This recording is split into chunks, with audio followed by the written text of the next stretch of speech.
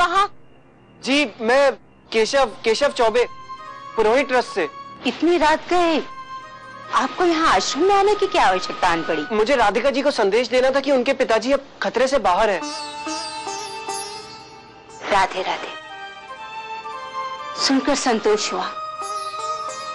क्या आपको नहीं लगता कि इतनी रात गए, इस समय आपको आश्रम में नहीं आना चाहिए था? मुझे लगा राधिका जी परेशान हो रही होंगी अपने पिताजी के स्वास्थ्य के लिए, बस। राधिका एक सेविका है, वो अपने पारिवारिक बंधनों को त्याग कर यहाँ इस आश्रम में आई और उसका इन बंधनों से दूर रहना ही उचित होगा। त्र्यंबकं यजामहे सुगंधिं पुष्टिवर्धनम् मृत्योर्मुक्षीयमामृतात्। अवश्य ही इस कन्या की प्रार्थना में सत्य की शक्ति है। उर्वारुकमिव वंदना। तभी तो प्रभु ने इसका जाप संपन्न होने से पहले ही इसकी मनोकामना पूर्ण कर दी। त्र्यंबकं यजामहे सुगंधिं पुष्टिवर्धनम्। हमें इसे इसका जप पूर्ण करने देना चाहिए। 5400 जाप प्रातः तक चलेंगे।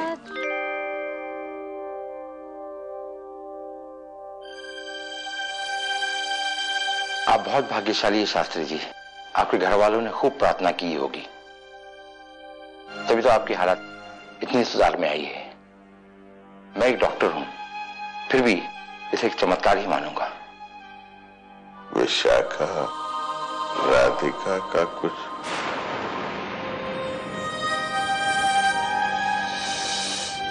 आप आराम करिए, बस भगवान पर भरोसा रखिए, वो सब कुछ ठीक कर देंगे। कैसी है बेटा अब उनकी तबीयत?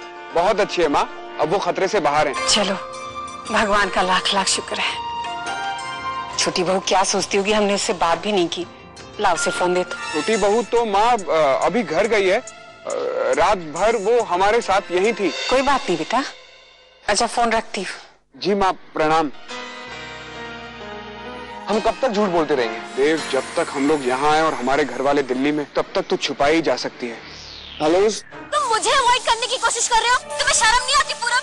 हाँ, कल रात मैंने मुंबई के एक पार्क की टूटी हुई बेंच पे गुजारी है। क्या बात कर रही हो क्यूटीज, तुम मुंबई आ गई हो? हाँ। ये बताओ कि तुम अचानक मुंबई कैसे? सारी बातें फोन पर ही करोगे? मुझे अपने घर का एड्रेस दो। 501 गंगाधाम, गोरेगांव ईस्ट। गोरेगांव ईस्ट? अरे मैं गोरेगांव ईस्ट के किसी पार्क के आसपास तो हूँ। तो फटाक से ऑटोस पकड़ो, झटाक से यहाँ आ जाओ।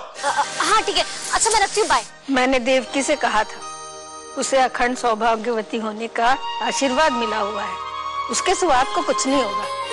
सब कुछ ठीक हो गया, बहुत बड़ी चिंता दूर हो गई। मम्मी जी, वो आपकी बात हुई विशाखा से? अरे कहाँ, उससे तो बात ही नहीं हो पा रही है, लेकिन विवेक ने कहा है कि वो ठीक है।